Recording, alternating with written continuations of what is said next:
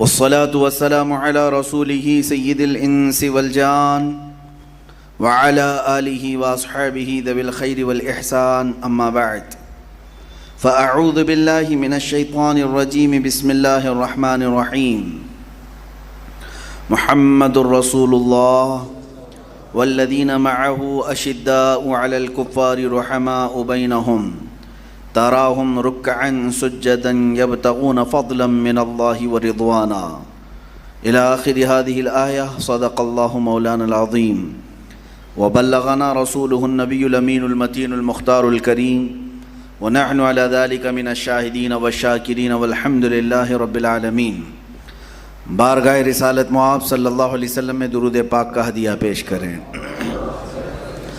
اللہم صلی علی سیدنا و مولانا محمد معدن الجود والکرم وآلہ واصحابہ الکرام وابنہ الکریم وبارک وسلم صلاة دائمة سرمدا ابدا. آیت کریمہ میں نے کل بھی تلاوت کی تھی، آج مکرر تلاوت کیا ہوں. اس آیت کو مفسرین نے فرمایا اللہ تعالیٰ نے اپنے حبیب پاک صلی اللہ علیہ وسلم کی شان میں اور ان کے خلفائے راشدین اور تمام صحابہ کی شان میں نازل فرمایا ہے.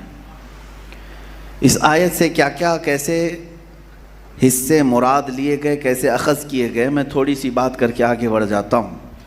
چونکہ آج کے اس شب میں ہم خراج عقیدت پیش کریں گے بارگاہ عثمان ابن عفان رضی اللہ تعالیٰ عنہ میں اور بارگاہ حیدر کرار شیر خدا علی کرم اللہ وجہہ الکریم کی بارگاہ میں. آیت میں سب سے پہلا جز ہے محمد الرسول اللہ صلی اللہ علیہ وسلم. محمد اللہ کے رسول ہیں. یہ حضور پاک صلی اللہ علیہ وسلم کی تعریف میں، آپ کی توصیف میں، آپ کی حقیقت میں قرآن کی آیت ہے جس میں مکمل حضور پاک صلی اللہ علیہ وسلم کی رسالت کا اعلان ہے. محمد صلی اللہ علیہ وسلم اللہ کے رسول ہیں. اب جب ہم آگے پڑھتے ہیں پہلے پورا ترجمہ سن لے.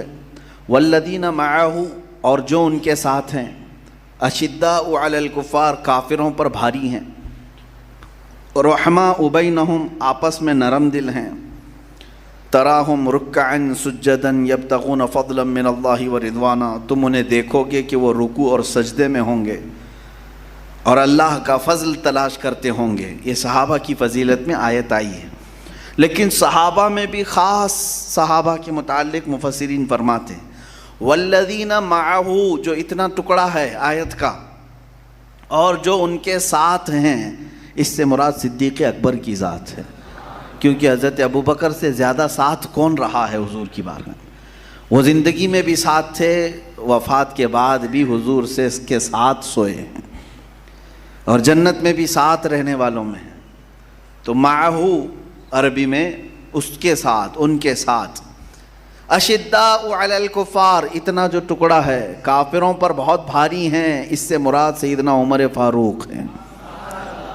رحماء بینہم، آپس میں یہ نرم دل ہیں، ان سے مراد عثمان غنی ہیں. اب آخر میں جو ٹکڑا آتا ہے آیت کا، تراہم رکعا سجدا یبتغون فضلا من اللہ ورضوانا، تم انہیں دیکھو کہ رکوع کی حالت میں، سجدے کی حالت میں اللہ کا فضل تلاش کر رہے ہوں گے.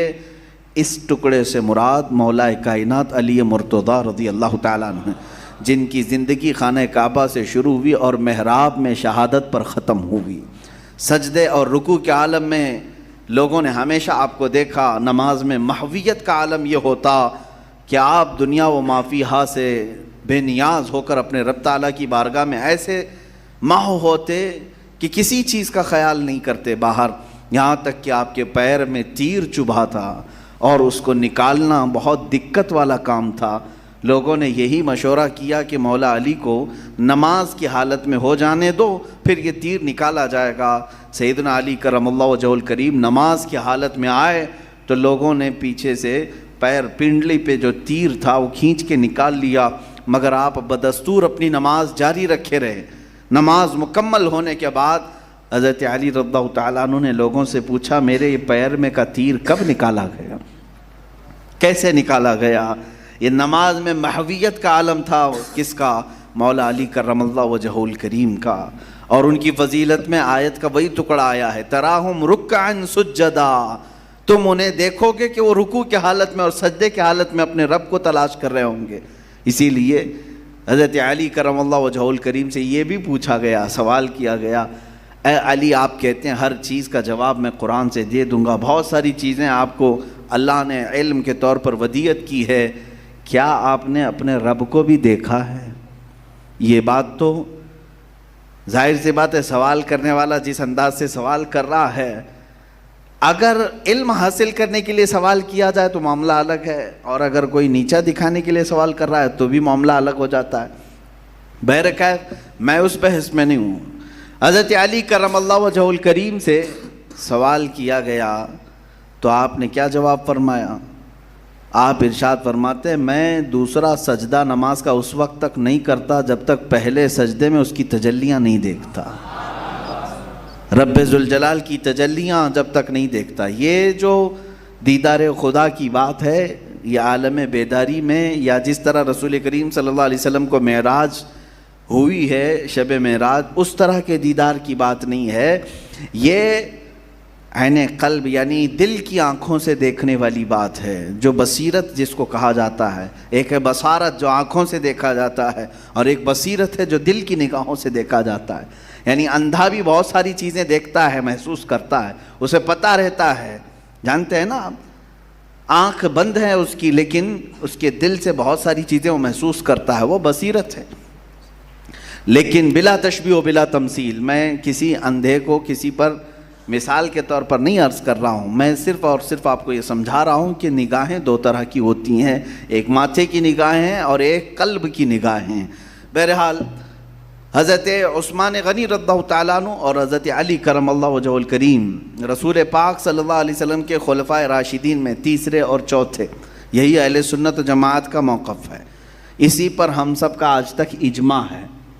ایک بات یاد رکھ لیں، بعض لوگ اس بات کو بہت زیادہ واویلا مچا کر کہتے ہیں وہ رسول پاک صلی اللہ علیہ وسلم کے داماد حضرت علی، سیدہ کائنات فاطمۃ الزہرا کے شوہر، حسنین کریمین کے باپ، ساری فضیلتیں، اور تم ان کو چوتھے نمبر پر لے کر کے آتے ہو۔ میرے عزیزو، چوتھے نمبر پر آنے سے مولا علی کرم اللہ وجہہ الکریم کی فضیلت پہ کچھ فرق نہیں پڑتا۔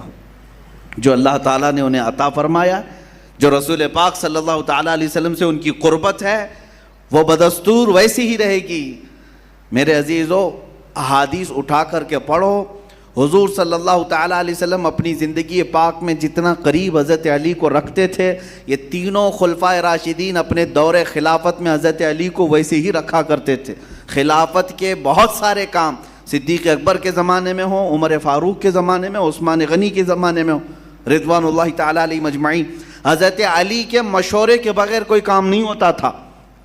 انہوں نے بھی اپنے اپنے زمانوں میں مشیر خاص رکھا۔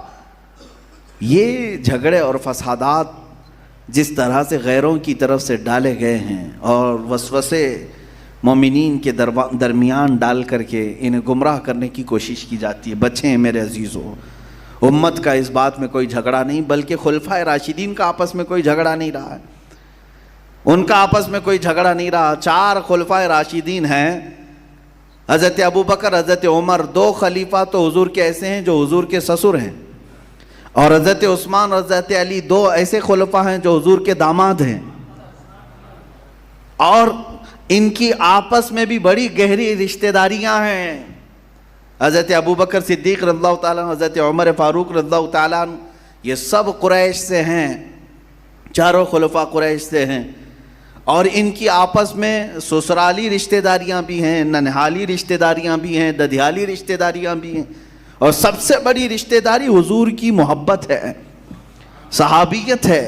حضور اکرم صلی اللہ تعالیٰ علیہ وسلم کی پوری حیات طیبہ میں ان 4 خلفائے راشدین میں کسی ایک روایت میں ہم نے نہیں دیکھا کہ ان کے جھگڑے فسادات ہوئے، ایک دوسرے کے اختلافات ہوئے، کچھ ہوا ہو، ایسا کبھی نہیں دیکھنے ملا۔ اور 30 سال خلافت راشدہ کے زمانے میں بھی کبھی ہم کو سننے میں نہیں آتا کہ حضرت علی رضی اللہ تعالیٰ عنہ نے صدیق اکبر کے خلاف اعلان کر دیا، حضرت عمر کے خلاف اعلان کر دیا، حضرت عثمان کے خلاف اعلان کر دیا، کبھی نہیں۔ اور نہ ہی ان خلفاء نے حضرت علی کرم اللہ وجہہ الکریم کی تعظیم و تقریب میں کبھی کوئی کمی کی ہو، ہرگز نہیں۔ جب حضور صلی اللہ علیہ وسلم کے زمانے میں بھی کچھ نہیں تھا خلفائے راشدین کے درمیان میں آپس میں بھی کچھ نہیں تھا، تو 1400 سال کے بعد کی کیڑوں کے اندر کیسے یہ سب نفرتیں آ گئیں؟ یہ صرف اور صرف یہودیوں، عیسائیوں اور مستشرقین کی طرف سے چھوڑے ہوئے سوچے ہیں جو تمہارے درمیان نفرت کی دیواریں کھڑی کرتے ہیں۔ آپ سب اسی موقف پر قائم رہے کہ میرے آقا صلی اللہ تعالیٰ علیہ وسلم کے یہ خلفائے راشدین، ہر ایک کو اللہ تعالیٰ نے خصوصی انعامات عطا کیا ہے، ہر ایک اپنے انعام میں مخصوص ہے۔ اگر میرے آقا صلی اللہ علیہ وسلم نے صدیق اکبر رضی اللہ تعالیٰ عنہ کے متعلق فضیلت میں یہ فرما دیا ہے کہ میرے اوپر جتنے لوگوں کے احسانات تھے میں نے سب کے چکا دیا سوائے ابو بکر کے۔ ابو بکر کا اللہ تعالیٰ بدلہ قیامت کے دن ہی عطا کرے گا۔ ان کی فضیلت میں اگر میرے آقا نے یہ فرمایا ہے تو فاروق اعظم کے لیے بھی کہا اگر میرے بعد کوئی نبی ہوتا تو عمر ابن خطاب ہوتے، اور اتنا ہی نہیں، حضرت عثمان کے لیے بھی حضور نے فرمایا کہ میں کیا اس سے حیا نہ کروں جس سے اللہ کے فرشتے بھی حیا کرتے ہیں۔ حضرت عثمان غنی کے متعلق حضور یہ فرماتے ہیں اگر میری 100 بیٹیاں ہوتی، ایک کے بعد دیگرے ایک ایک انتقال کر جائیں، سب کو میں عثمان کے نکاح میں دینے کو پسند کرتا۔ حضرت عثمان کے متعلق فضیلت ہے۔ اسی طرح میرے عزیزو حیدر کرار کے لیے بھی حضور نے جو فرمایا ہے وہ ان کا خصوصی انعام ہے۔ اللہ کے نبی نے فرمایا انا مدینۃ العلم وعلی بابوہا، میں علم کا شہر ہوں اور علی اس کا دروازہ ہے۔ حضور نے یہ بھی فرمایا من کنت مولاہ فہذا علی مولا، فرمایا میں جس کا آقا ہوں یا علی بھی اس کے آقا ہیں۔ اسی لیے آج پوری دنیا میں ہم جو اہل سنت و جماعت ہیں حضرت علی کو مولا کائنات کہتے ہیں، وہ کائنات کے آقا ہیں کیونکہ حضور صلی اللہ علیہ وسلم کی طرف سے فرمایا گیا۔ اب میں فضیلتوں کے باب میں جاؤں تو چاروں خلفاء کو میرے آقا صلی اللہ علیہ وسلم نے کچھ نہ کچھ بشارتیں عطا فرمائی۔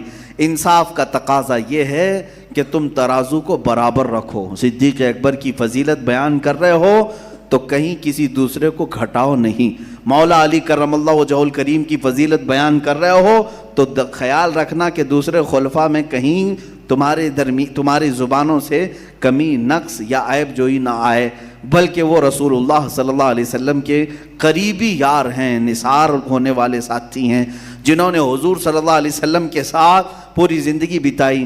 آپ دیکھیں صدیق اکبر بھی ایمان لانے میں سب سے پہلے ہیں، حیدر کرار بھی ایمان لانے میں سب سے پہلے ہیں۔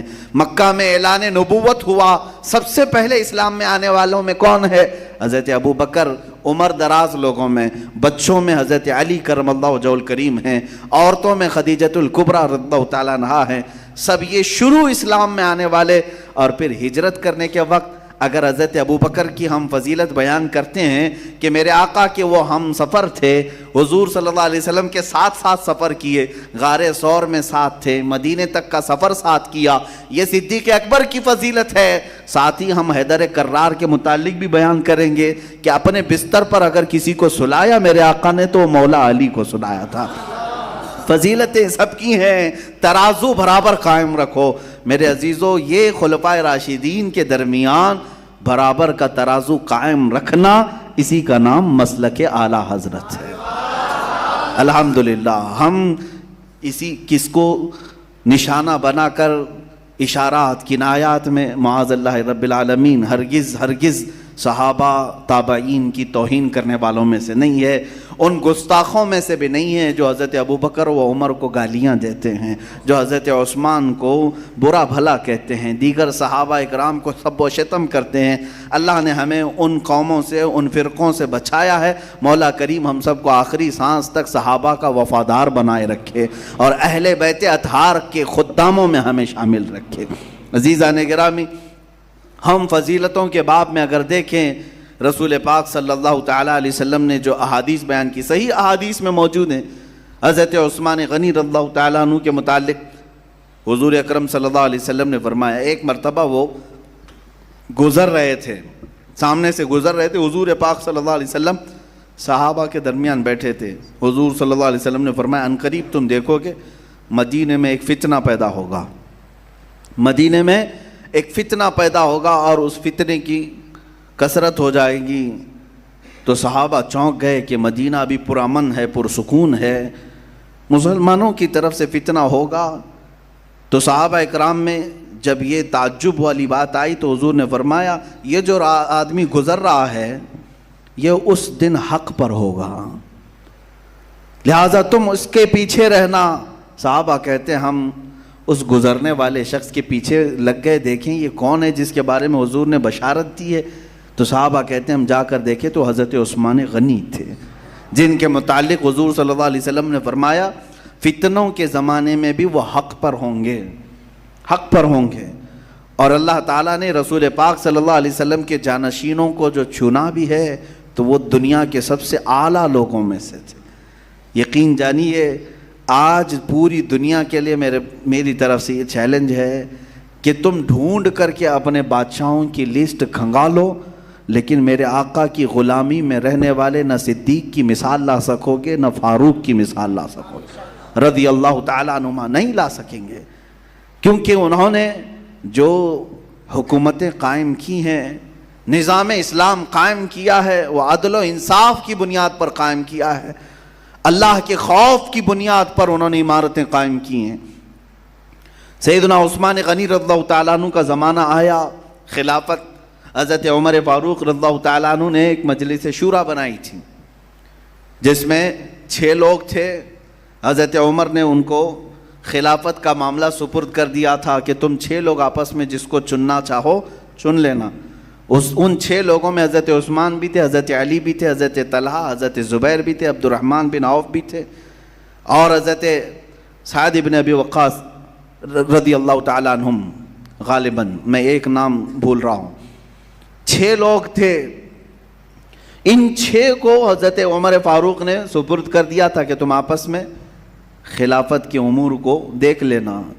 تو ان 6 لوگوں نے جو مشورہ کیا اس میں سب سے پہلے حضرت زبیر اور طلحہ رضی اللہ تعالیٰ عنہما، یہ بھی سب عشرہ مبشرہ میں سے ہیں۔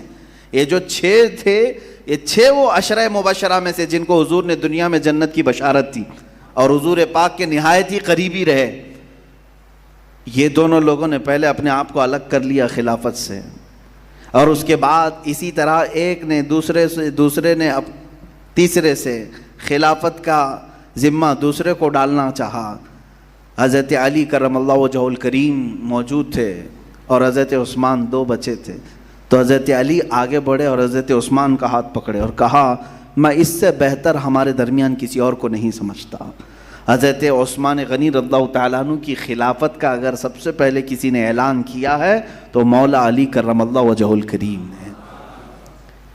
حضرت علی رضی اللہ تعالیٰ عنہ خلافت کو تسلیم کی اور حضرت عثمان غنی کی خلافت کا زمانہ 12 سال تک ہے۔ چاروں خلفائے راشدین میں سب سے زیادہ زمانہ اگر کسی نے پایا ہے تو حضرت عثمان غنی نے پایا ہے۔ ان کے 6 سال نہایت ہی اعلیٰ قسم کے تھے۔ شروع کے 6 سال فتوحات اسلامیہ بھی بہت ہوئیں، یعنی بہت سارے ملک نئے فتح ہو کر کے اسلام میں آئے، نئی نئی سلطنتیں قائم ہوئیں، لیکن جو اگلے 6 سال تھے وہ نہایت ہی فتنوں کے ہو گئے۔ حضرت عثمان غنی رضی اللہ تعالیٰ عنہ کے ارد گرد رہنے والے اکثر جو ہواری مواریوں میں آ گئے، نئے اسلام میں آئے، یہ سب حضرت عثمان غنی رضی اللہ تعالیٰ عنہ کے خلاف دسیسہ کاریوں میں لگ گئے، آپ کے خلاف کچھ نہ کچھ باتیں گڑھنے میں لگ گئے۔ پھر وہ زمانہ بھی آیا یہ 6 سال کے بعد کا جس میں دردناک شہادت بھی ہوئی آپ کی، میں وہ عرض کرتا ہوں۔ لیکن میرے عزیز سب سے پہلے میں یہاں پر ایک بات عرض کروں گا، خلافت راشدہ، یہ خلافت راشدہ، کیونکہ پھر مجھے شاید ہو سکتا ہے بعد میں بولنا موقع ملے نہ ملے۔ خلافت کا لفظ سب سے پہلے ہی میں نے کہا تھا کہ آج دنیا میں سب سے زیادہ اگر کسی کو چبھتا ہے کوئی لفظ تو خلافت کا لفظ ہے، خلافت کا لفظ ہے۔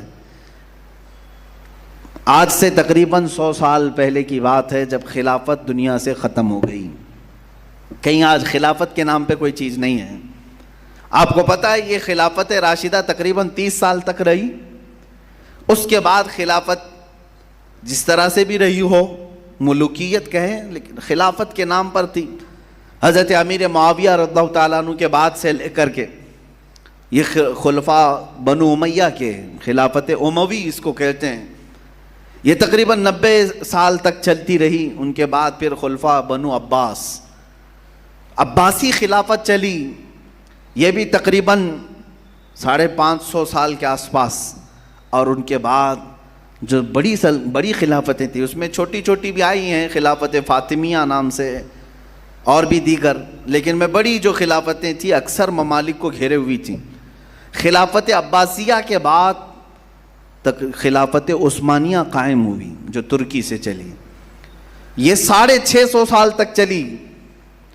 1340 ہجری یا 1920 یا 1921 کے آس پاس آ کر خلافت ختم ہو گئی۔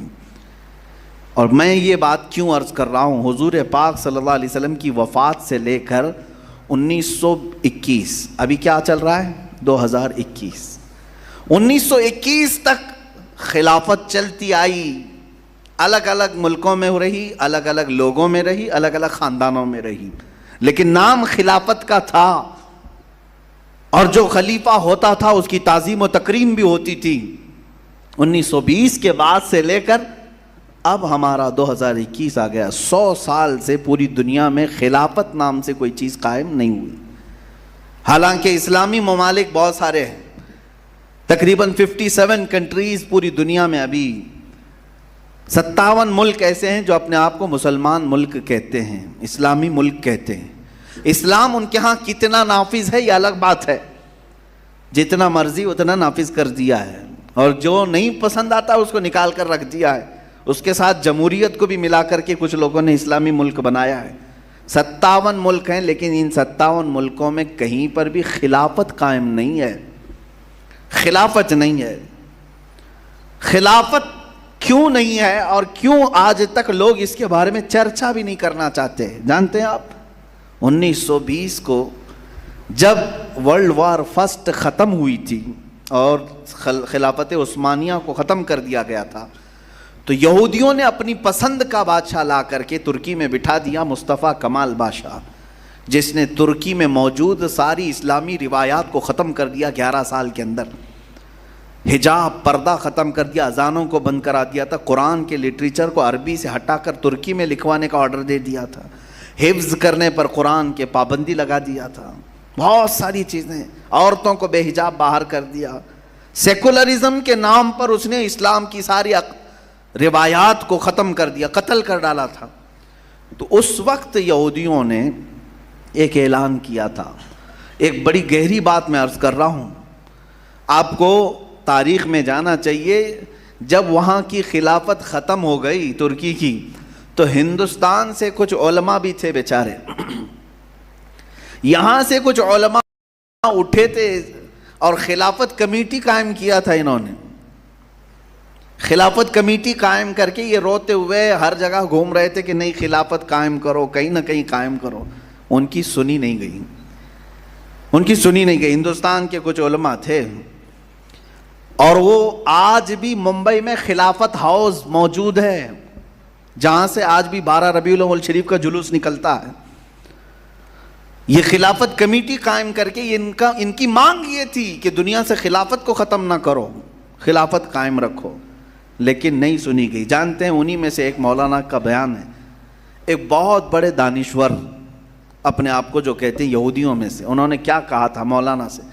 کہا کہ ہماری تمہارے سے کوئی دشمنی نہیں رہے گی آج کے بعد سے، ہم دشمنی نہیں کرنا چاہتے، آپ مسجدیں بنانا چاہیں بناؤ، خوب بناؤ، مدرسے بنانا ہے مدرسے بناؤ، آپ کو ساری چھوٹ رہے گی، مسلمان کی حیثیت سے جیتا رہے، لیکن 2 باتیں اس کی زبان پر نہیں آنا چاہیے ورنہ پھر ہم واپس جنگ کے لیے آئیں گے۔ کہا کیا چیزیں؟ کہا ایک لفظ جہاد نہ آئے، دوسرا لفظ خلافت نہ آئے، یہی 2 لفظ ہیں جو گڑتے ہیں، چبھتے ہیں۔ کیوں؟ خلافت کا لفظ ایسا ہے کہ مسلمانوں کے دلوں پر تعظیم آتی ہے، مسلمانوں کے دلوں پر رعب آتا ہے کہ خلیفہ ہے، اور خلیفہ کو امیر المومنین کہا جاتا ہے، اور قرآن میں اس کی اقتدا اور اس کی پیروی کرنے کا حکم آ گیا کہ جو خلیفہ ہوگا مسلمانوں کا اس کی پیروی کرنا مسلمانوں پر لازم ہے۔ تو ہوتا کیا ہے کہ کوئی خلیفہ بنے گا، پوری دنیا بھر کے مسلمان اپنے دل سے اس کے ساتھ جڑ جاتے ہیں۔ یہ ختم کرو، یہ ختم کرو، پرائم منسٹر رکھو، پریسیڈنٹ رکھو، بادشاہ رکھو، سلطان رکھو، ہر ملک کا تو یہ سسٹم لایا گیا، ہر ٹکڑے ٹکڑے میں الگ الگ لوگوں کو بانٹ کر کے تمہارا لیڈر ہے ٹھیک ہے لیکن خلیفہ نہیں کہنا۔ اچھا مزے کی بات یہ دیکھیں، لیڈر ہیں ہمارے اسلامک کنٹریز میں لیکن کسی کو خلیفہ نہیں کہتے۔ اس کے علاوہ جنگیں بھی ہو رہی ہیں، جنگیں بھی ہوئی اسلامی ملکوں کی، آپس میں بھی ہوئی، دوسروں کے ساتھ بھی ہوئی، لیکن آج تک آپ نے سنا کہ انہوں نے کسی جنگ کو جہاد کا نام دیا ہو؟ نہیں، یا تو بیٹل کہیں گے یا وار کہیں گے۔ یہ ایک جنگ ہو رہی ہے، یمن کی جنگ ہے، شام کی جنگ ہے، عراق کی جنگ ہے، افغان کی جنگ ہے۔ جنگیں اس کو پوری پرنٹ میڈیا ہو، الیکٹرانک میڈیا ہو، جنگ کا نام دے گی، کبھی یہ نہیں کہے گی کہ مسلمان فلاں کے ساتھ جہاد کر رہے ہیں۔ کیوں؟ جہاد کا لفظ کہیں گے تو پوری دنیا بھر کے مسلمانوں کے دلوں میں پھر سے وہ جذبہ شہادت بیدار ہوگا۔ ہر جگہ سے لوگ کہیں گے کہ پھر ہاں حضور پاک نے جو شہادت کے مقامات ہمیں بیان کیے شاید موقع ملنے والا ہے۔ یہاں تو مسلمان اس کو کہا گیا ہے جس کو اقبال نے کیا اچھے انداز میں کہا، یہ فاقہ کش موت سے ڈرتا نہیں ذرا، روح محمدی اس کے بدن سے نکال دو۔ یہودیوں نے کہا تھا یہ بھوکا رہتا ہے، پیاسا رہتا ہے، موت سے بھی ڈرتا نہیں، فاقہ کش ہے، کفن لے کر کے گھومتا ہے، آخر کون سی چیز ہے جو اس کو خوف سے آزاد رکھی ہے؟ وہ کہتے ہیں صرف روح محمدی ہے اس کے اندر جو اسے بے خوف کرتی ہے۔ دو چیزیں میں نے عرض کیا، ایک خلافت، دوسری جہاد۔ مجھے آج کوئی روک سکتا نہیں ہے کیونکہ ہمارا ٹاپک خلفائے راشدین چل رہا ہے، اس لیے خلافت کو بیان کر رہے ہیں۔ ہاں کوئی اگر یہ کہے کہ ابھی تازہ پڑوس میں جنگ چل رہی ہے اور یہاں آپ خلافت کی بات کر رہے ہیں، میرے عزیزو یہ تو ٹاپک برابر اسی دن آ گیا ہے، اسی لیے ہم عرض کر رہے ہیں خلفائے راشدین کی بات ہے۔ ہاں لوگوں کو یہی تاثر جائے گا کہ طالبان برسر اقتدار آ گئے، افغان میں حکومت قائم ہو گئی اور ادھر خلافت کا بیان چل رہا ہے۔ یہ تو میچنگ ہو گئی، خلافت راشدہ کا بیان چل رہا ہے۔ اب میں یہ جو بات خلافت پر کہہ رہا ہوں اس کی وجہ بھی میں بتاؤں کہ آج پوری دنیا بھر کی میڈیا دیکھیں، اگر سرخیاں کسی بات کی لگائی گئی ہوں گی تو صرف افغانستان کی ہوں گی۔ تلاش کرو، سرچ کرو، کیوں؟ ارے میاں بہت ساری حکومتیں تختہ پلٹتی ہیں، دوسرا تخت آ جاتا ہے، دوسرا بادشاہ آتا ہے، دوسرا پرائم منسٹر آتا ہے، کبھی فوجی جنرل تختہ پلٹ کر کے حاکم بن جاتا ہے، لیکن اتنا واویلا نہیں ہوتا۔ اتنا واویلا یہاں اس لیے ہو رہا ہے کہ اب جو جماعت آنے والی ہے اس نے اعلان یہ کیا ہے کہ اب ہمارا پرائم منسٹر نہیں ہوگا، ہمارا امیر المومنین ہوگا۔ بس اتنے لفظ، میں نہ حمایت کی بات کر رہا ہوں نہ میں کوئی چیز، میں تو صرف تجزیہ کر رہا ہوں کہ اس لفظ سے بھی تکلیف ہے کہ اگر ایک جماعت نے کہہ دیا کہ ہم امیر المومنین پکاریں گے جو ہمارا لیڈر ہوگا، سب کی نیندیں اڑ گئی ہیں، سب بے چین ہیں، اب ادھر ادھر حالات بکھرے ہوئے ہیں۔ میرے عزیزو، جن لوگوں نے یہ کہا تھا کہ ہم نے وہاں پر ویل ٹرینڈ آرمی رکھی ہے، 3 لاکھ کی آرمی ہے، ہم نے ان کو ایسے اسلحے دیے ہیں کہ دنیا میں ویسے اسلحے کسی فوج کے پاس نہیں، اور ہم نے ان کو ایسی تربیت دی ہے کہ پوری دنیا میں ایسی تربیت کسی کو نہیں دی ہے۔ یہ امریکہ کہہ رہا تھا اور یہ کہہ رہا تھا کہ 3 لاکھ کی فوج ہم وہاں چھوڑ آئے ہیں اور کوئی اس کا کچھ نہیں کر سکے گا۔ 8 دن میں دنیا نے پھر دیکھا مٹھی بھر جماعت میں وہ 3 لاکھ بھی داخل ہوتی چلی گئی۔ عزیزان گرامی، قرآن کہتا ہے کم من فئۃ قلیلۃ غلبت فئۃ کثیرۃ باذن اللہ، اکثر ایسا ہوتا ہے چھوٹی جماعت کو اللہ بڑی جماعت پر بھاری کر دیتا ہے۔ یہ تو حالات ہیں، یہ حالات ہیں زمانے کے۔ عزیزان گرامی، مجھے بہت دور جانا نہیں ہے، مجھے میرے ہندوستان میں رہنا ہے اور میں یہاں پر بات کروں گا ہاں خلافت ہوتی کیا ہے اور خلافت کے لفظ سے دوسروں کو تکلیف کیا تھی۔ عزیزان گرامی، جس طرح پوری دنیا میں سسٹم آئے، میں آپ کو بتاؤں ڈیموکریسی یہ پہلے نہیں تھی، ڈیموکریسی ایک سسٹم لایا گیا کہ جمہوریت for the people, by the people, to the people, اس طرح سے کہہ کر کے کہ یہ صرف اور صرف انسانوں کے بیچ میں ہوگا، آپ کے لیے ہوگا، یہ لایا گیا، ڈیموکریسی لائی گئی۔ اس سے پہلے اور بھی نظام آئے، کمیونسٹ پارٹی، کمیونزم آیا، مارکسزم آیا اور سوشلزم آیا، سرمایہ دارانہ نظام آئے الگ الگ۔ رشیا میں جو انقلاب آیا تھا وہ الگ، لینن کا انقلاب آپ دیکھیں، یہ الگ الگ سسٹم لائے گئے، کبھی ڈیموکریسی لائی گئی، کبھی سوشلزم لایا گیا، کبھی کمیونزم لایا گیا، یہ سب سسٹم لائے گئے. دنیا نے اپنا سسٹم لوگوں پر تھوپا یا پھر پیش کیا، جسے ایکسیپٹ کرنا تھا ایکسیپٹ کیا. کچھ جگہ اپنا سسٹم تھوپنے کے لیے جنگیں ہوئی. رشیا کی بڑی جنگیں کس بات پر ہوئی تھی؟ لینن کے یہ نظریے کو وہاں پر نافذ کرنے کے لیے. امریکہ عراق پر اتنے بم کیوں برسایا؟ اسی لیے کہ ہم یہاں جمہوریت قائم کرنا چاہتے ہیں، ڈیموکریسی قائم کرنا چاہتے ہیں. ڈیموکریسی یہ امریکہ کا پوری دنیا کو بتانے والا ایک، اس کو اپنے آپ کی طرف سے، اپنی طرف سے تحفہ کہتا ہے، ایک جال ہے.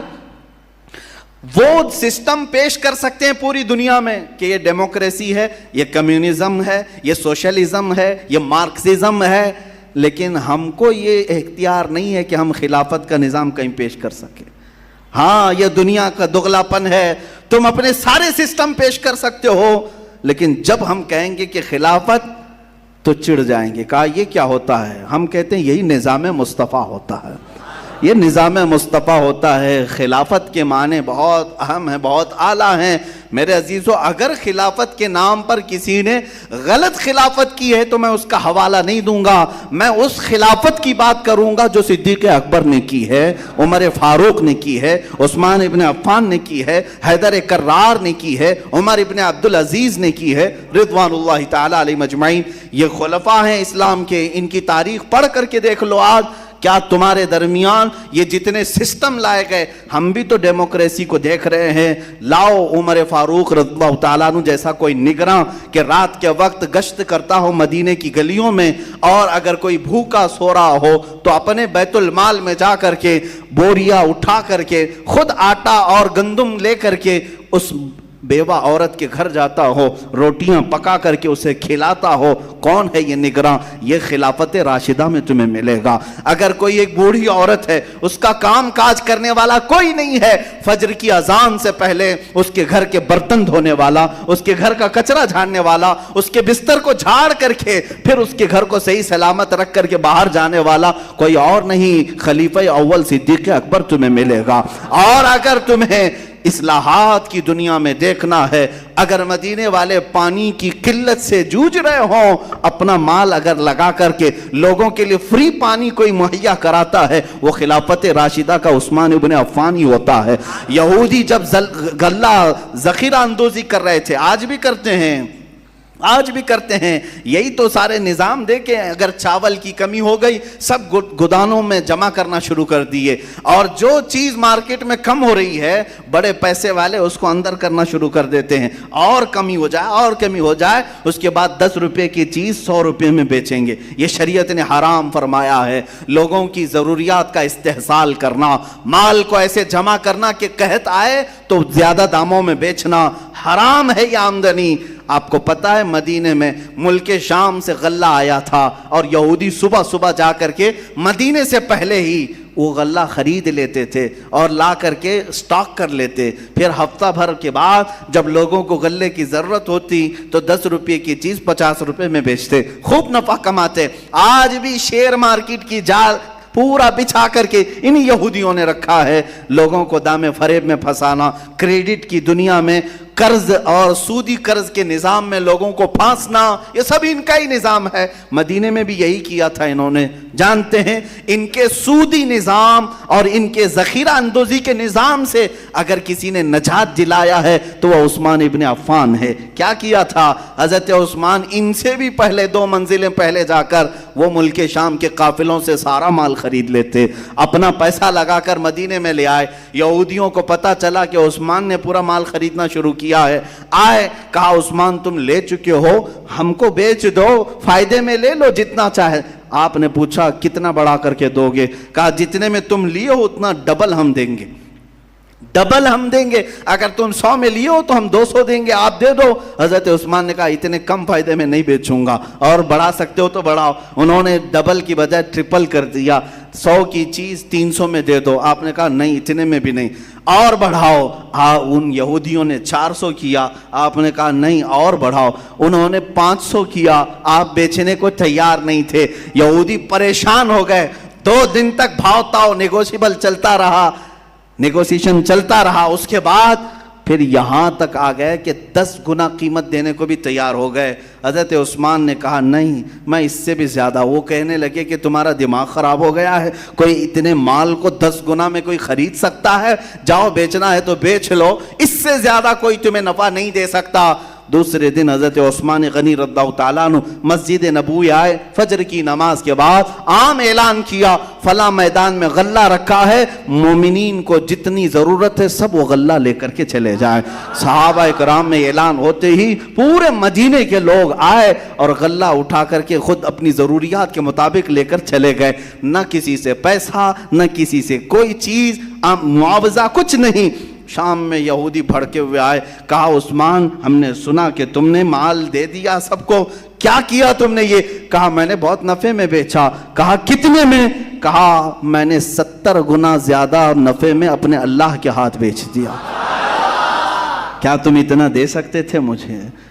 کیا تم اتنا دے سکتے تھے؟ کیونکہ میرے رب نے وعدہ کیا ہے جو اللہ کی راہ میں 1 دے گا اسے 70 گنا زیادہ دوں گا، تو میں نے اپنے رب کے حوالے کر دیا ہے اور 70 گنا زیادہ فائدے میں بیچ دیا۔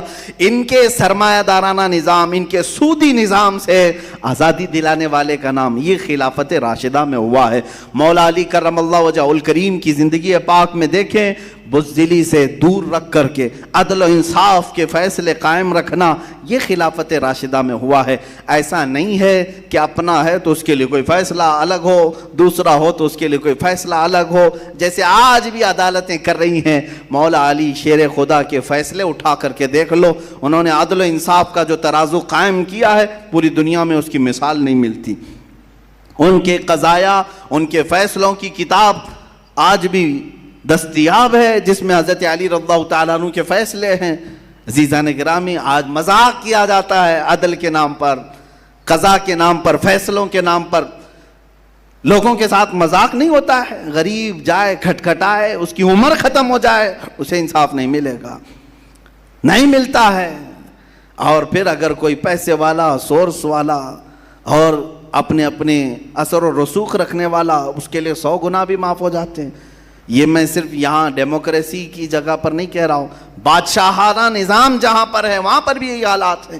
سعودی اس سے کوئی الگ نہیں ہے، وہاں پر بھی یہی حالات ہیں۔ ظلم جب زیادہ بڑھتا ہے تو اللہ کا عذاب آتا ہے۔ یہ اللہ کا عذاب جو ہے یہ اسی جو دیکھ رہے ہیں آپ، یہ انہی مظالم کی وجہ سے ہے، ظلم کی وجہ سے ہے۔ اب میں آپ کو بتاؤں یہاں تھوڑی دیر رک کر کے خلافت راشدہ کی بات کیوں کر رہا ہوں میں؟ اس لیے کہہ رہا ہوں کہ یہ قصہ پارینہ نہیں ہے، گزرا ہوا ایک قصہ نہیں ہے کہ مولانا آپ بہت پہلے کی کہانی سنا رہے ہو خلفائے راشدین کی بات۔ میرے عزیزو، ہم کیوں سناتے ہیں یہ بھی میں بتاؤں آپ کو۔ خلافت راشدہ میں بیان کر رہا ہوں، اور آپ ہو سکے تو ہمیشہ بیان کرو اپنے بچوں کو۔ کیوں؟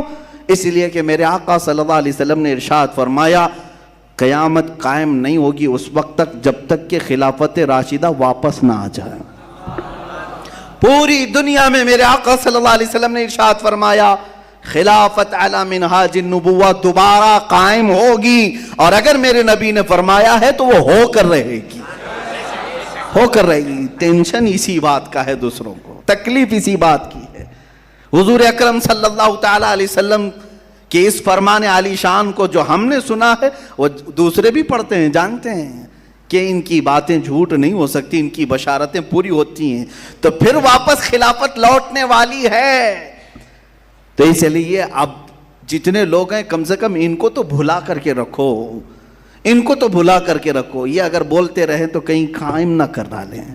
عزیزان گرامی، لگے ہاتھوں میں صرف اور صرف تجزیہ کر رہا ہوں، باقی کوئی میرے یہ نہیں ہے، صرف اوپینین دینے کی تو ہر ایک کو آزادی ہے۔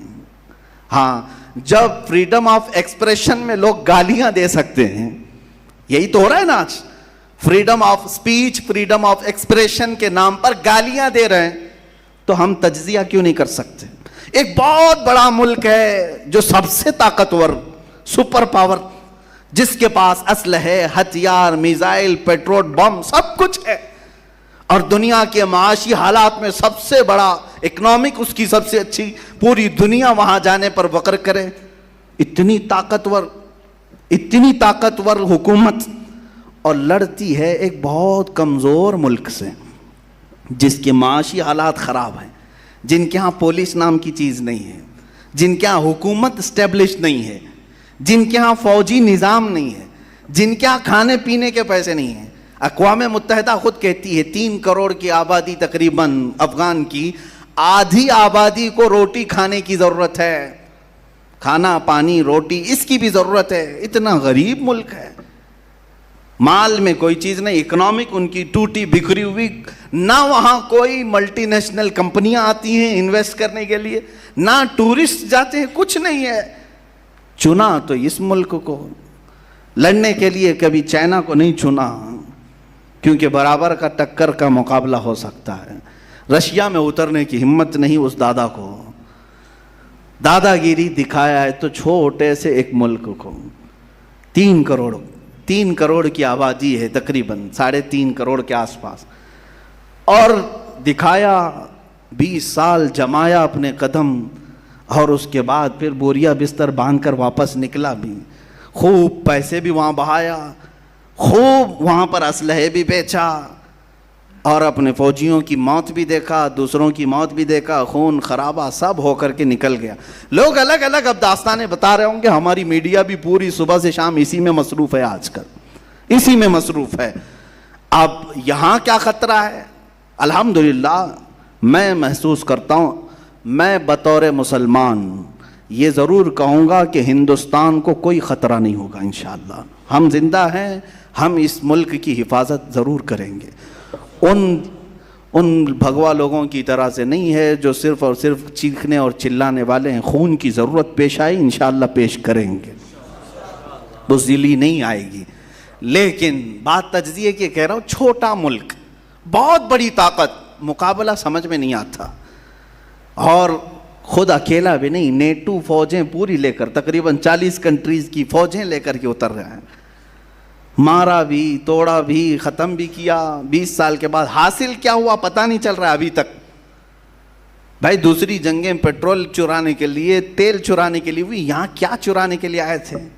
کبھی آپ نے سوچا یہاں کیا چرانے آئے تھے؟ عراق میں تو سمجھ میں آتا ہے کہ زبردستی نافذ کر کے وہاں سے پورا تیل چرا کے لے گئے، دوسری جگہوں پر اپنی قوت جمانے۔ یہاں کیا تھا تمہارا؟ کیا تکلیف کیا تھی؟ میں آپ کو راز بتا دوں، وہ بہت بڑا سپر پاور، وہ بہت بڑی طاقت، اور ایک بہت چھوٹا سا ملک۔ تکلیف کس بات کی؟ بہانہ تو بنایا تھا القاعدہ کا، خیر ٹھیک ہے۔ اچھا ایک بات یہ بھی آپ کو میں بتاؤں، تاریخ میں پیچھے جائیے تھوڑے 6-7 سال پہلے، بلکہ یہ جنگ شروع ہوئی 2001 میں، کس بات پر؟ کہ ابن لادن کو ہمارے حوالے کرو۔ انہوں نے منع کیا، یہی ایک وجہ تھی جنگ کی، بن لادن کو ہمارے حوالے کرو، ہمارے حوالے کرو۔ امریکہ اتر پڑا، مارا۔ 14 سال کے بعد پتہ چلتا ہے کہ وہ تو پاکستان میں تھا۔ کہاں مارا گیا بن لادن؟ ان کی رپورٹ کے مطابق، مجھے نہیں معلوم کہاں مارا گیا، پاکستان میں مارا گیا۔ تو پھر افغانستان میں کس کے لیے لڑ رہے تھے؟ اگر وہ وہاں بیٹھا تھا تو افغانستان میں کیوں لڑے؟ مر گیا بن لادن تو پھر 6 سال تک کیوں بیٹھے رہے؟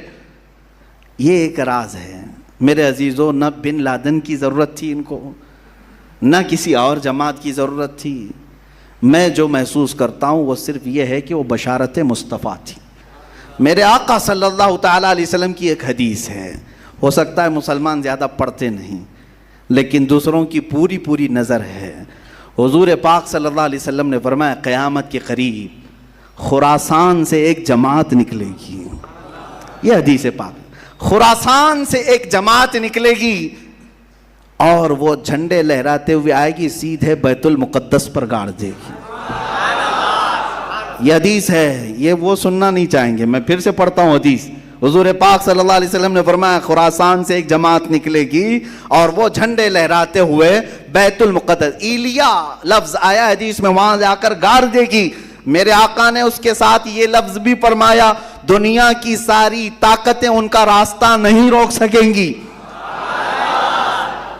ٹینشن اس بات کا ہے. اب آپ خراسان کس کو کہتے ہیں یہ اب میں آپ کے حوالے چھوڑتا ہوں, تلاش کر کے لاؤ کہ خراسان کس کو کہتے ہیں, خراسان کہاں ہے. یہ تھوڑا بہت تو آپ کو بھی محنت کرنی پڑے گی. پورا میں کھل کر کے بولوں تو بہت سارے لوگوں کو پھر تکلیف ہو جائے گی کہ اچھا خراسان کی یہ حدیث پھر سے آپ اسی پر فٹ کر رہے ہیں. نہیں, میں تو حضور کی حدیث سنا رہا ہوں کہ خراسان سے ایک جماعت نکلے گی. یہی ڈر تھا بڑی طاقت کو کہ وہاں سے کوئی جماعت نہ نکلے جو اسرائیل کے تک آ سکے, جو بیت المقدس تک آ سکے. اپنی ناجائز اولاد کو بچانا تھا, اس لیے کہ وہاں سے کوئی آنے والا یا اٹھنے والا دکھے تو بار بار حملے کیے جائیں گے.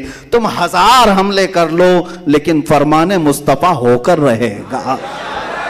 میرے آقا صلی اللہ تعالیٰ علیہ وسلم نے جو فرمایا وہ ہو کر رہے گا. مجھے ان کے سیاسی معاملات سے کوئی شغف نہیں, کوئی تعلق نہیں.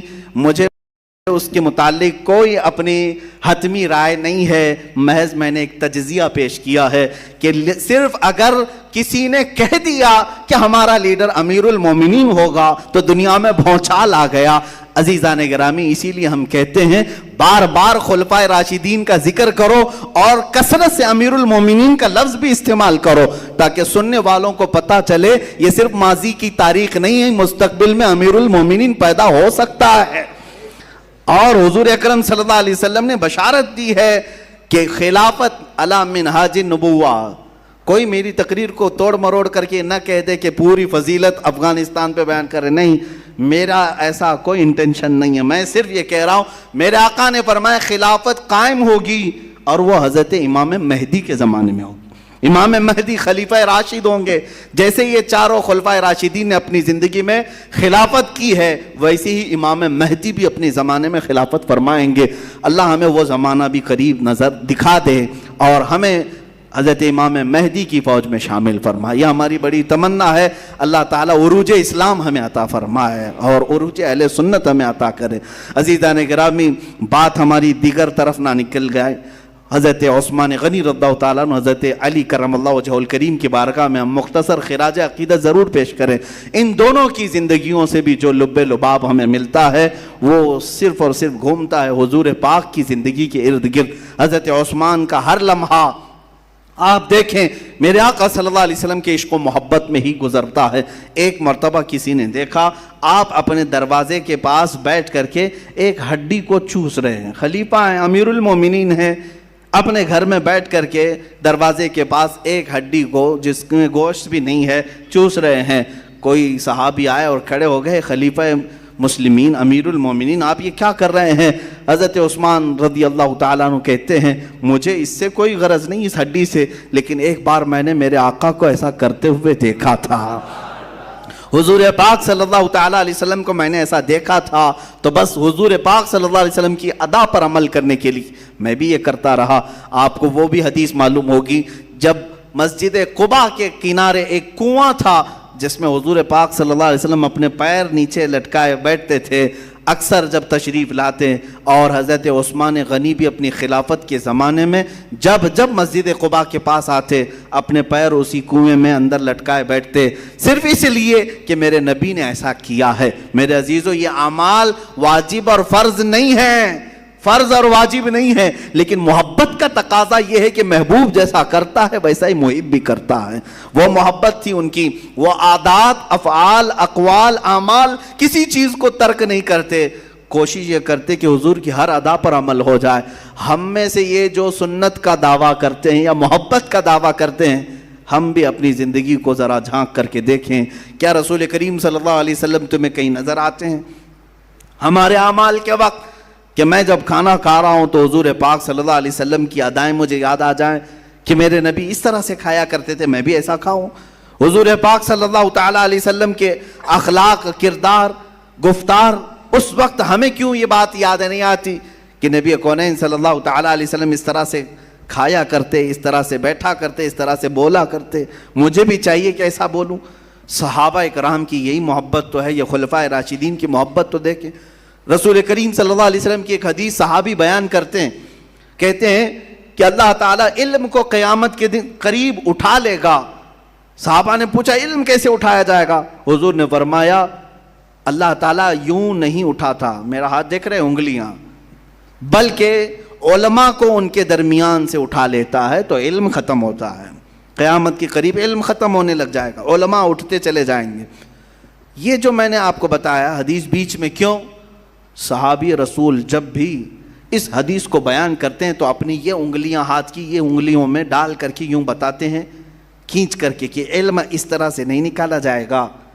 صحابہ سے پوچھتے آپ ہر بار حدیث بیان کرتے ہیں، یوں بیان کرتے ہیں؟ کہا اس لیے کہ رسول پاک نے جب بیان کیا تھا تو ایسا اشارہ فرمایا تھا. صحابہ کا یہ عمل ہے کہ وہ اس اشارے کو بھی ترک نہیں کرتے حدیث بیان کرنے کے وقت. ایک حدیث ہے جس کو حدیث مصافحہ کہتے ہیں، آج تک وہ رواج ہے محدثین کے درمیان، جب وہ حدیث بیان کی جاتی ہے تو مصافحہ کر کے بیان کی جاتی، کیونکہ جب میرے آقا نے بیان کیا تھا جس صحابی کو تو مصافحہ کر کے بیان کیا تھا. عزیزان گرامی، یہی تو اصل زندگی تھی جو انہوں نے لازم پکڑ لیا تھا حضور کی ہر ادا کو، حضور کی ہر ادا کو. اسی کو اقبال نے کہا تھا، ان کے جو ہم غلام تھے خلق کے پیشوا رہے، ان سے پھرے جہاں پھرا پھر آئی کمی وقار میں. حضور کی غلامی ہی عروج کا اصل راز ہے. تمہاری کامیابی اور بلندی کا راز یہی ہے. سیدنا عثمان غنی رضی اللہ تعالیٰ عنہ کی زندگی کا جو سب سے خاص وصف ہمیں نظر آتا ہے وہ ہے حیائے عثمانی. آپ دیکھیں یہ بھی مشہور ہے، اور حضرت عثمان کے ساتھ ایک لفظ جڑ کر کے آتا ہے، غنی. ایک لفظ کیا ہے؟ غنی، جڑ کر کے آتا ہے. جب بھی حضرت غنی ان کا نام نہیں ہے، لیکن جب بھی کوئی کہتا ہے ہم میں سے تو کیا کہتے ہیں؟ حضرت عثمان غنی ہے. بہت سارے لوگ اپنے بچوں کا نام بھی عثمان غنی رکھتے. غنی تو ان کا لقب ہے، ہاں غنی ان کا لقب ہے. غنی بنو تو پھر اپنے آپ کو بھی غنی کہو. غنی ہوتا کون ہے؟ مالدار کو غنی نہیں کہتے. بعض لوگ یہ سمجھتے ہوں گے بہت غنی آدمی ہے. غنی کس کو کہتے؟ ایک ہے امیر، مالدار، ثروت مند. یہ غنی الگ لفظ ہے. غنی اس کو کہتے ہیں کہ اس کے پاس ہزاروں کروڑوں جتنا بھی مال آئے زیادہ کی طلب نہیں رکھتا، اس کو غنی کہتے ہیں. جو بے نیاز ہے مال سے پھر بھی اس کے پاس مال آ رہا ہے وہ غنی ہے. اور ہر دن نئے کمانے کے چکر میں ہے، اور کچھ ہو اور کچھ ہو، وہ غنی نہیں ہوتا. وہ چاہے کروڑ پتی نہیں ارب پتی کیوں نہ ہو، وہ غنی نہیں ہوتا. بات سمجھ میں آ رہی ہے؟ تو کوئی بھول سے بڑے پیسے والے کو غنی نہ کہے. غنی وہ ہے جو بے نیاز ہے مال سے. اور حضرت عثمان غنی رضی اللہ تعالیٰ عنہ بے نیاز تھے، مال کی طلب میں زندگی نہیں گزاری. اللہ نے انہیں دیا ہے، اور اتنا دیا کہ آج تک ختم نہیں ہو رہا ہے. آج تک ختم نہیں ہو رہا ہے. حضرت عثمان کا مال مدینہ طیبہ میں اب بھی موجود ہے. حضرت عثمان غنی رضی اللہ تعالیٰ عنہ کا انفاق، ان کے خرچے کن چیزوں میں ہے وہ بھی لسٹ نکال کر کے دیکھیں کہاں کہاں خرچے ہوتے تھے. بڑے پیسے والوں کا حساب ہونا ہے. جن کے پاس پیسے زیادہ آئے ہیں ان کی سب شادیوں کا ریکارڈ فرشتوں نے تو لکھا ہے. انکم ٹیکس لکھے نہ لکھے، فرشتے تو لکھے ہوئے ہیں. آپ ہر چیز ڈر کر کے ہاں فائل کرنا ہے. مارچ اپریل آنے سے پہلے ڈر کتنا لگتا ہے انکم ٹیکس کا کہ فائلنگ کروا دو سی اے کو بول کر کے، وہ ساری سیٹنگ کر لے گا. سی اے کرامن کاتبین کوئی سیٹنگ نہیں کر سکیں گے. یفعلون ما یؤمرون، وہ جتنا ان کو حکم دیا جاتا ہے اتنا پورا کرتے ہیں. تمہارے سارے اخراجات کا حساب دینا ہوگا، ہر چیز کا حساب دینا ہوگا. پانی کی طرح پیسے جو بہا دیتے ہیں، یہ سمجھتے ہیں میرے پیسے ہیں میں جہاں چاہوں خرچ کروں. یاد آئے گی اس دن جب تمہیں قیامت کے دن حساب دینا ہوگا. جانتے ہیں کچھ لوگ ایسے ہوں گے جو صرف اپنی جوانی کا حساب دینے کے لیے 300 سال لگا دیں گے. 300 سال کھڑے کر دیا جائے گا، ہر چیز کا حساب دیتے رہو. ظاہر سی بات ہے تمہاری بہت موٹی فائل وہاں آئے گی. ایسا نہیں کہ 4 پنے کا کوئی پیج نامہ اعمال ہوگا. ہاں نامہ اعمال جس کو کہا گیا ہے وہ کیسا ہوگا پتہ ہے؟ مفسرین فرماتے ہیں قیامت کے دن وہ دیکھے گا فرشتے لا رہے ہوں گے اس کی کتابیں، تو جہاں تک اس کی نظر جائے گی وہاں تک صرف اس کی کتابیں ہوں گی، اس کے اعمال لکھی ہوئی کتابیں وہ لا ہی رہے ہیں. فرشتے کہیں گے سب تجھے پڑھ کے سنانا ہے، سب پڑھ کے سنانا. صرف پڑھ کے سنانا ہوتا تو الگ بات کہ ہاں جلدی جلدی تلاوت کرتے ہوئے چلا جائے، نہ بیچ بیچ میں روک لیا جائے گا. یہاں کیوں خرچہ کیا تھا تم نے؟ کہاں سے یہ تجھے مال آیا تھا؟ کس طرح سے تو نے حاصل کیا تھا، یہ سب ذریعے بتا دے۔ پھر وہاں ساری چیزیں نکل جائیں گی۔ وہ چیخ کر کے کہے گا ما لہذا الکتاب لا یغادر صغیرۃ ولا کبیرۃ الا احصاها، اے اللہ یہ کیسی کتاب تو میرے سامنے لایا ہے، چھوٹی بھی چیز چھوڑا نہیں، بڑی بھی چیز چھوڑا نہیں، سب ڈال کر کے رکھ دیا ہے۔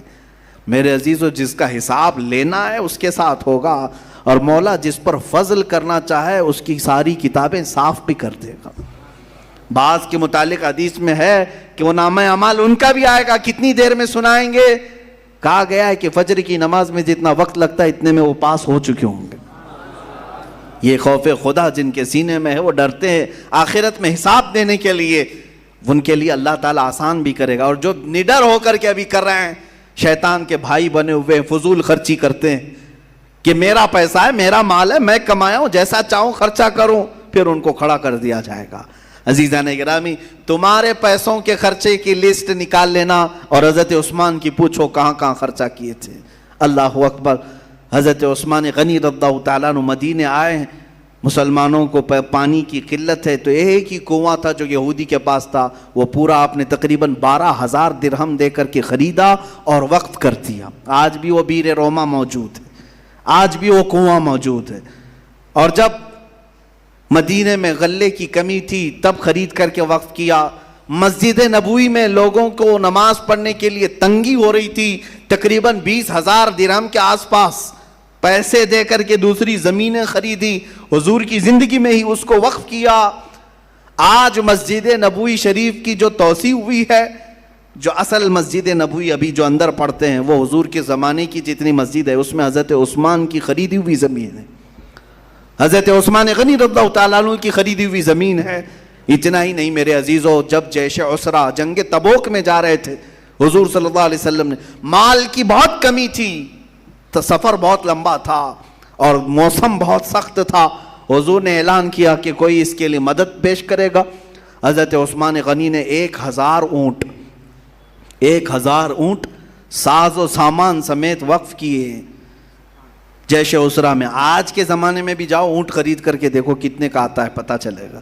عرب میں اس وقت اونٹ جو ہے ساری چیزوں کا ذریعہ تھا، وہ سواری بھی تھا، بہت ساری چیزوں کے لیے استعمال ہوتا۔ 1,000 اونٹ، آج کے زمانے میں بھی 1,00,000 سے کم کے اونٹ ملتے نہیں ہیں، اچھے اونٹ جو ہوتے ہیں۔ 1,000 اونٹوں کو حضرت عثمان غنی نے وقف کیا۔ پھر حضور نے دوبارہ اعلان کیا ہے کوئی اور جو اللہ کی راہ میں وقف کرے۔ پھر حضرت عثمان کھڑے ہوئے، 2,000 اونٹ پھر سے دیے ساز و سامان کے ساتھ۔ پھر حضور پاک نے اعلان کیا، تیسری بار بھی حضرت عثمان کھڑے ہوئے اور پھر 1,000 اونٹ دیے۔ 3,000 اونٹ، اتنا ہی ساز و سامان، اتنا ہی غلہ پورے جیش عسرہ میں حضرت عثمان نے خرچ کیا۔ میرے آقا کھڑے ہو کر کے اعلان کیے، آج کے بعد سے کوئی عمل عثمان کو نقصان نہیں دے سکے گا اور کوئی چیز ایسی نہیں ہے جو جنت میں لے جانے سے اسے روک سکے۔ حضرت عثمان غنی، میں نے شاید پچھلے سال کہا تھا کہ یہ جو 3,000 اونٹ اور 3,000 کا ساز و سامان غلہ کسی نے کیلکولیٹ کیا اور اس کو اس زمانے کے حساب سے اگر آج کے پیسوں سے بتایا تو وہ 1 ارب روپیے سے بھی بڑھ کر کے ہے۔ 1 ارب 14 کروڑ روپے کے آس پاس یہ قیمت ہوتی ہے۔ کوئی اتنا بڑا دان کرنے والا، چندہ کرنے والا، 10 روپے کی پھٹی نوٹ دے کر کے مسجد پر حکومت جمانے والے بہت ملیں گے، اور اگر اس سے زیادہ کچھ دے دیا تو پھر وہ اپنا راج سمجھتے ہیں، میں نے سیمنٹ لگایا، میں نے ماربل لگایا، میں نے لائٹنگ لگائی ہے، میں نے قالین بچھایا ہے۔ عزیزان گرامی، اللہ کی راہ میں دینے کے بعد حضرت عثمان کا حال کیا تھا جانتے ہیں؟ 1 ارب 14 کروڑ یا 25 کروڑ، اتنا مال دینے کے بعد حضرت عثمان غنی کو جب کبھی کوئی پوچھتا تو وہ کہتے کہ مجھے یاد بھی نہیں ہے، ان کو اس چیز کا یاد بھی نہیں کہ وہ کتنا مال دیے تھے۔ عزیزان گرامی، لوگوں کو اس طرح سے اللہ کی راہ میں جو غلام ہوتے پیسے دے کر کے خریدتے اور انہیں آزاد کر دیتے، حضور کی غلامی میں رکھتے ہیں۔ کتنے ایسے غلام ہیں جن کو حضرت عثمان غنی نے مال سے خریدا اور وقف کیا۔ کئی مقامات ایسے آئے جہاں مسلمانوں کو تنگی آئی، اپنا مال خرچ کیا اور پھر ان کو اللہ کی راہ میں وقف کیا۔ لیکن ایک وقت اس عثمان غنی پر ایسا بھی آیا کہ بلوائی مصر کے بغاوت کر کے آ گئے، اور حضرت عثمان غنی کے ارد گرد، گھر کے ارد گرد محاصرہ کر لیا۔ 40 دن تک آپ پر کھانا پانی بند کیا گیا تھا۔ واقعات کربلا کے درمیان یہ بات بھی آنی چاہیے، حضرت عثمان غنی کو مسجد جانے سے تک روک دیا۔ یہ بلوائی، یہ نیو مسلم تھے، مصر کے، ایجپٹ کے، اور ان کو بھڑکایا تھا ایک عبداللہ بن سبا نام کا شخص، یہودی، جو اسلام لایا تھا، اور وہی ہے جو حضرت علی کے شیعہ پیدا کرنے میں بہت بڑا معاون تھا، یعنی ایک الگ جماعت پیدا کرنے میں، الگ جماعت۔ حضرت علی رضی اللہ تعالیٰ عنہ کے جو اصل شیعہ ہیں الحمدللہ وہ ہم ہیں۔ شیعہ کا مطلب ہے حمایت کرنے والا۔ حضرت علی کرم اللہ وجہہ الکریم کی محبت اصل میں جس طرح سے ہے الحمدللہ اہل سنت و جماعت کرتے ہیں، اور یہودیوں کی طرف سے جو چیزیں بنائی گئی تھی عبداللہ بن سبا کے ذریعے سے، حضرت عثمان غنی کے گھر کے اطراف محاصرہ کیا 40 دن تک۔ حضور کی زوجہ حضرت حفصہ پانی لے کر کے اپنے خچر پر جا رہی تھی، ان بلوائیوں نے تیر مار کر کے ان کو بھی گرایا تھا، حضور کی زوجہ کو، ام المومنین کو۔ 40 دن گزر گئے، آپ نے کھڑکی سے آواز دے کر کے لوگوں سے کہا تھا، مدینے والوں، اے لوگوں، کیا تم مجھے نہیں جانتے کہ تم نے مجھ پر پانی بند کر دیا، کھانا بند کر دیا؟ جب مدینے والے پیاسے تھے میں نے کنواں خرید کر کے وقف کیا تھا، آج بھی وہ کنواں مدینے میں موجود ہے۔ جب جیش عسرہ میں کسی کے پاس مال نہیں تھا، کیا میں نے مال دے کر کے جنگ تبوک میں اللہ رب العزت کی بارگاہ میں خیرات نہیں کیا تھا؟ لیکن ان پر کوئی چیز اثر نہیں کی۔ 40واں دن تھا، حضرت عثمان غنی سوئے تھے، خواب میں میرے آقا صلی اللہ علیہ وسلم تشریف لائے، دوپہر کا وقت تھا۔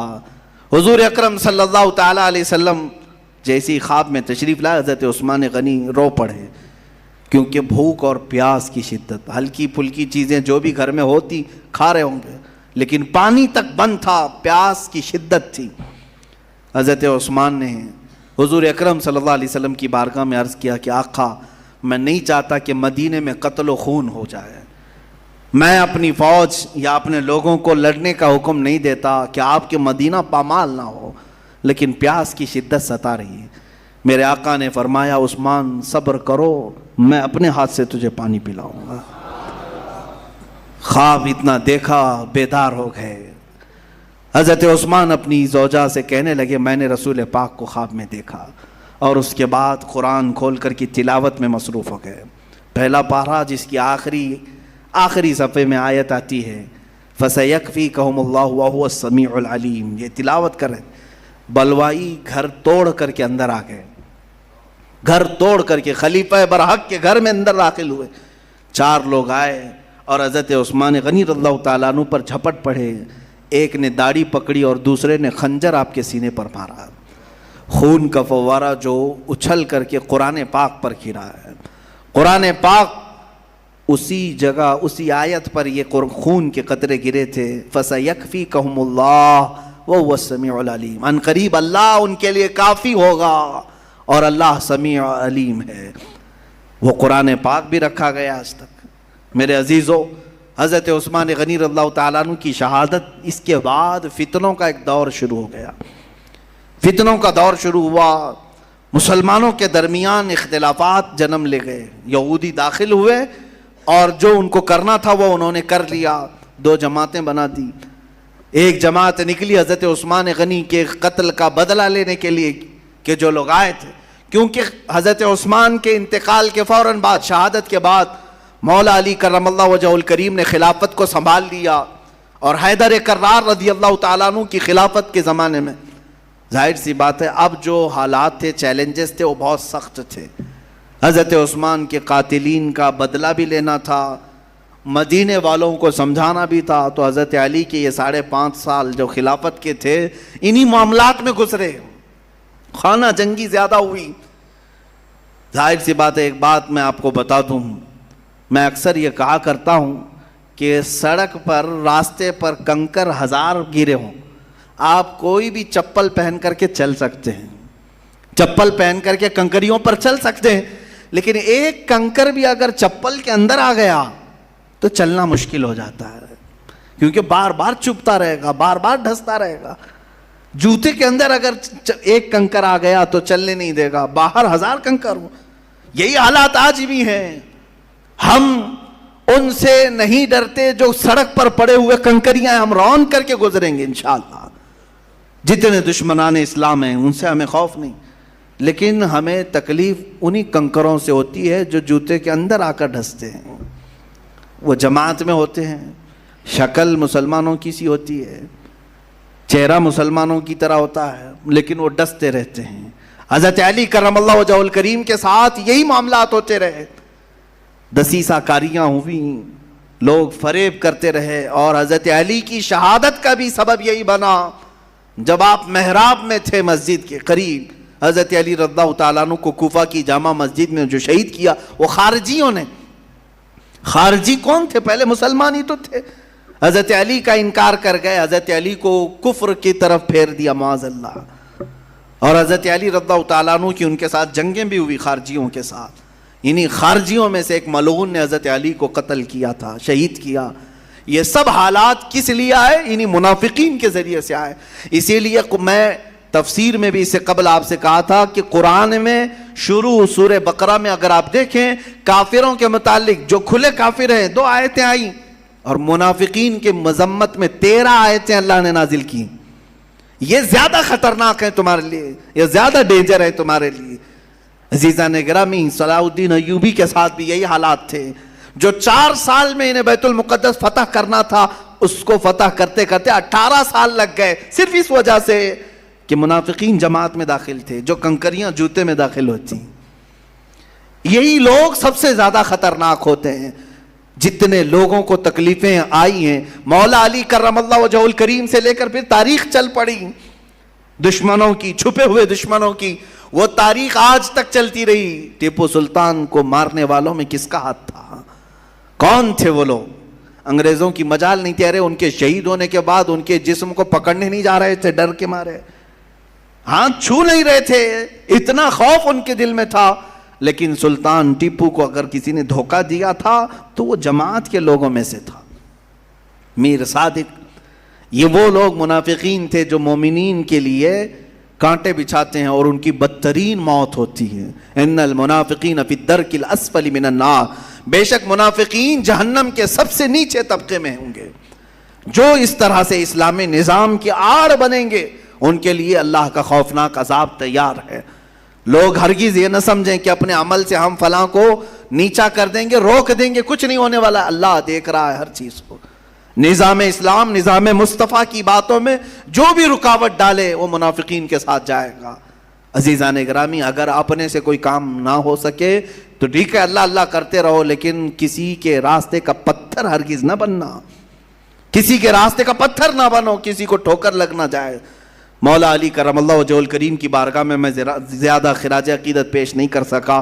میرے عزیزو، بس بات اتنی ہے کہ وہ حیدر کرار شیر خدا رضی اللہ تعالیٰ عنہ جو داماد رسول ہیں، معتمد رسول ہیں، مستند رسول ہیں، میرے آقا صلی اللہ تعالیٰ علیہ وسلم نے جتنی فضیلتیں ان کے لیے بیان کی وہ سب بدرجہ اتم ان کی ذات میں موجود ہیں. مولا علی کرم اللہ وجہ الکریم کی بارگاہ میں ہم خراج عقیدت پیش کرتے ہوئے صرف میں اتنا عرض کروں گا، دنیا میں آج جتنے سلسلے ہیں سب منتہی ہوتے ہیں سیدنا علی کرم اللہ وجہ الکریم کی بارگاہ میں. سارے ولیوں کی ولایت مولا علی کرم اللہ وجہ الکریم تک پہنچتی ہے. وہ رسول کریم صلی اللہ علیہ وسلم کے وہ جانثار ساتھیوں میں سے ہیں جب 9 سال کی عمر تھی، پتلی ٹانگیں تھی، میرے آقا پورے مکہ والوں کو بلا رہے تھے، کوئی ہے جو میرے دین کو لے کر چلے گا؟ یہ تنہا علی تھے جو کہہ رہے تھے یا رسول اللہ میں آپ کے ساتھ کھڑا رہوں گا. 9 سال کی عمر میں بھی اگر کوئی کھڑا ہوتا ہے میرے آقا سینے سے لگا کر دعا کرتے ہیں، مولا اس کی ٹانگوں میں تو قوت عطا فرما، اس کے بازوؤں میں تو طاقت عطا فرما. میرے آقا کی دعا کا یہ اثر تھا. خیبر کی جنگ جب ہو رہی تھی، یہودیوں کی قلعے کے پاس میرے آقا تشریف فرما ہیں، 3 دن سے مسلسل جنگ ہوتی رہی. رات کے وقت میرے آقا نے اعلان فرمایا تھا کل صبح میں یہ جھنڈا اس کے ہاتھ میں دوں گا جس کو اللہ اس کے رسول پسند کرتے ہیں، اور وہ جھنڈا نیچے کبھی نہیں ہونے دے گا، اور وہ اللہ اس کے ہاتھ میں فتح عطا کرے گا. سارے صحابہ اس بشارت کو پانے کے لیے رات بھر انتظار کرتے رہے کہ وہ کون ہوگا. صبح جب جمع ہوئے میرے آقا نے پورے مجمع میں دیکھا، پوچھا علی ابن ابی طالب کہاں ہیں؟ صحابہ نے کہا آقا وہ بیمار ہیں، آشوب چشم ہے، آنکھیں لال ہو گئی ہیں، بخار ہے۔ میرے آقا نے فرمایا بلا لاؤ ان کو بخار کے حالت میں بھی۔ ارے خیبر کے جنگ کے موقع پر بخار زدہ آشوب چشم والے مولا کائنات کو بلایا گیا، حضور پاک نے اپنا لعاب پاک ان کی آنکھوں کے بیچ میں لگایا۔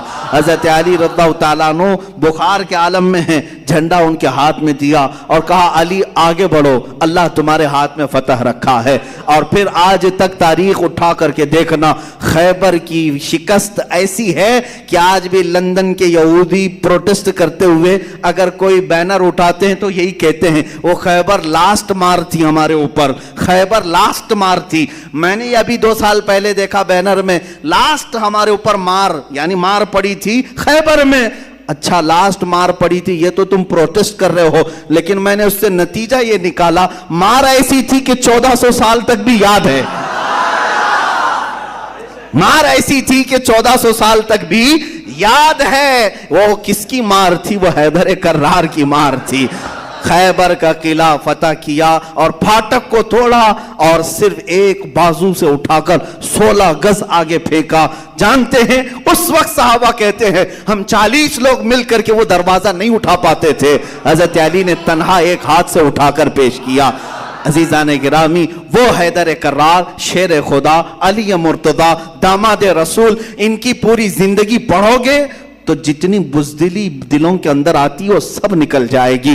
میں کہتا ہوں جتنے جبان ہیں، مجنوں ہیں، پاگل ہیں، بزدل ہیں، ڈرتے ہیں، وہ ایک بار مولا کائنات کا نام لے کر کے تو دیکھیں۔ اور وظیفہ بھی دے کر کے جاتا ہوں، ڈر زیادہ لگتا ہے تو یوں کہو نعرہ حیدری، نعرہ حیدری۔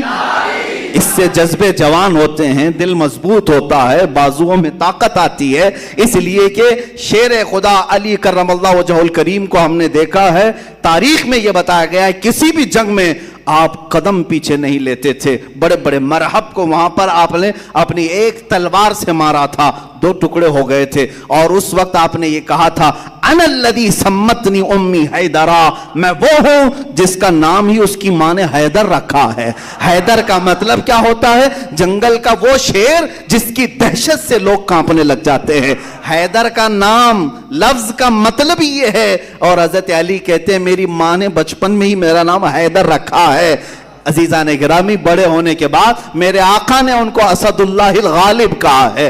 غالب آنے والا اللہ کا شیر ہے، اور اللہ کا شیر ہم اسی کی تربت انور سے فیض لیتے ہوئے اللہ کی بارگاہ میں دعا کریں گے کہ مولا آج ہمارے جوانوں میں بازو حیدری عطا فرما، قوت حیدری عطا فرما۔ مولا علی کرم اللہ وجہ الکریم کے قدموں کا واسطہ بزدلی ہمارے دلوں سے دور فرما دے۔ ہم سب کو مولا عزت و امان عطا فرما، طاقت و قوت کی زندگی عطا فرما۔ لا فتح الا علی، لا سیف الا ذوالفقار، شیر مردان، شیر یزدان، قوت پروردگار، لا فتح الا علی، لا سیف الا ذوالفقار۔ وآخر دعوانا ان الحمدللہ۔